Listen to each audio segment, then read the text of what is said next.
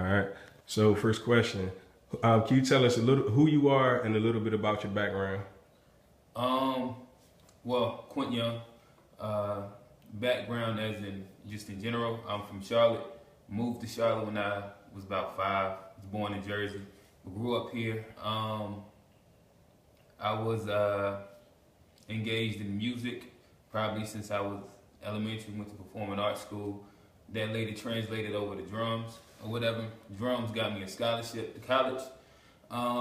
Where in college I kind of started slowly transitioning towards going from just playing music to writing music, and that's kind of when I first got my feet into recording.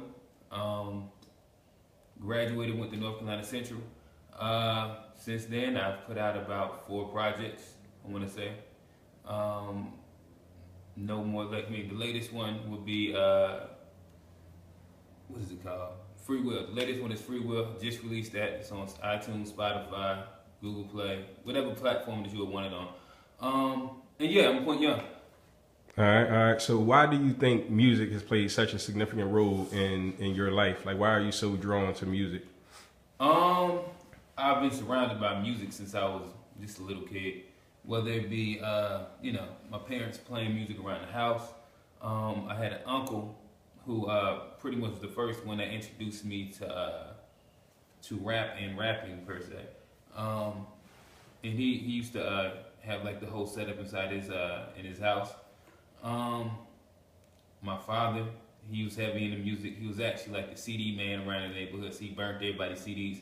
So inside his closet, he has like hundreds, literally, no exaggeration, of tapes. He has hundreds of CDs or whatever before like CDs pretty much became obsolete because he'll burn them and then he'll sell them or whatever. So we always had that.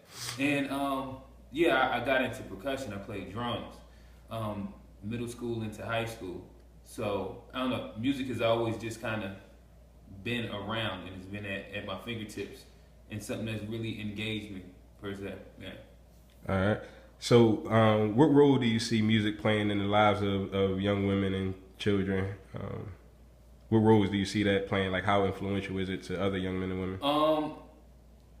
It definitely it depends on the person's would be a good way to put it. It can play a heavier role just depending, especially people that are not able to differentiate real and fake. That's a big thing. So unfortunately, a lot of people are learning life lessons through music or whatever. Those people that don't have the guidance or somebody to be able to tell you that this is this is entertainment. This is somebody selling a product or whatever. But in the same sense, there's also artists that are able to tap into people and get them through the day, get them through the 9 to 5 monotonousness of life, the day to day of life or whatever. So it can definitely be positive and negative, and it can be as influential as the person allows it to be. Because I mean, music and hip hop as a culture in general influences almost everything across the board in America. It's the cool per se. So I mean, its influence can touch as far as we actually let it, and as far as we allow it to. Yeah. Right. Hope I didn't talk around that. No, you good. You spoke about guidance and music sometimes being the guidance of students. How do you see hip hop as being a guiding tool for some of our young men and women? Do you see it as a good thing, bad thing, or a combination? I think it's a combination because of, again, it's making sure that kids are able to differentiate between entertainment and reality. And what is this person that's rapping or speaking?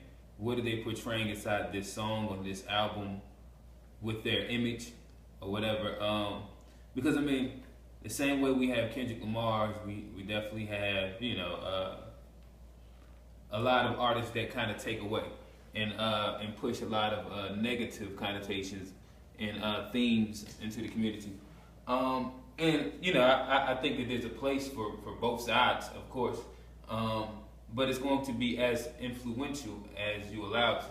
'Cause I mean, I work with young kids, so I hear a lot of them say Keith Chief is their favorite, and you kind of understand. And if you understand who Keith Chief is as an artist, depending on if they're able to differentiate reality and entertainment, that can be very negative or whatnot. Same way I hear a lot of teenagers to say Kendrick is their favorite, to where he's actually speaking on a lot of things of merit or addressing a lot of social issues, where that can be very, very popular.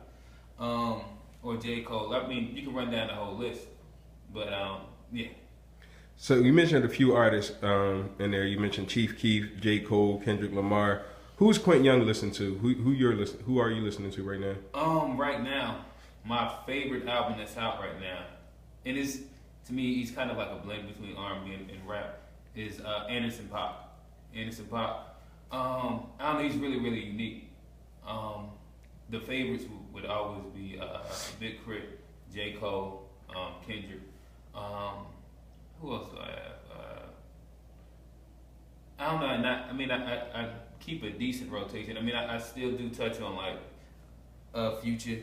I still like Young Dolph. He's pretty cool. Just, I don't know. I kind of dip and dab into a lot of them. I do find myself, I listen to a lot of older music as well. I grew up on Goody Mob and Outkast, so that's always in the tape deck or whatever. I'm trying to think who's somebody. Let me look at my phone.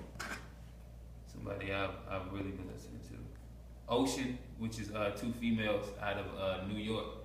I've really enjoyed them lately. They kind of have a real natural vibe to them, and they speak of a lot of things of substance.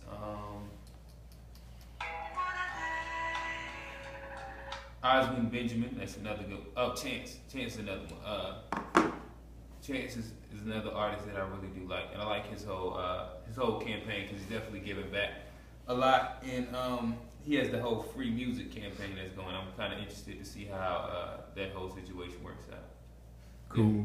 Cool. So you mentioned a couple artists again, man. Top five rappers ever. Ever? Oh man. Let's see. For me, like I said, I'm a big Outkast fan, so my first is gonna be Andre 3000, just off of sheer creativity and the way he's able to put things together. Nas has to be up there for me. Jay for sure. Top five. It's pretty tough. That's like my top three for sure. Everybody else kind of just rotates a lot. I don't know, generic to throw in there would be Tupac and Biggie, but I can't pretend like those two artists are, you know what I mean, literally my I'll throw Tupac and Biggie. Yeah, just because of their influence on the time and how they help shape things or whatever. But I'll definitely say one of my honorable mentions that you won't hear a lot of people say would be KRS-One for sure. I grew up off of him a lot. My father had all of his old CDs, My Philosophy, Boogie Down Productions, the whole and you can't same way you can't not put Rakim, because these are people that influence a lot of, you know what I mean, what we hear in the change in how people start putting words together. Yeah, I mean, top five, because you're talking about in general, period, right? Yeah, of all time. Yep. Yeah. Yeah, that's what I go with right now. For sure, I got 3000, Jay, Nas, no particular order. But 3000 my favorite, period. But those two in no particular order. Tupac, Biggie, just off of, you know what I mean, with their influence in the game, for sure. Yeah. All right.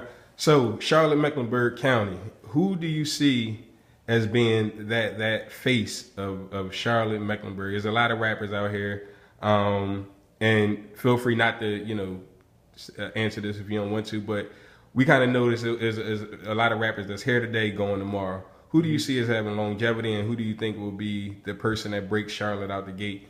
If I take myself out of the keep yourself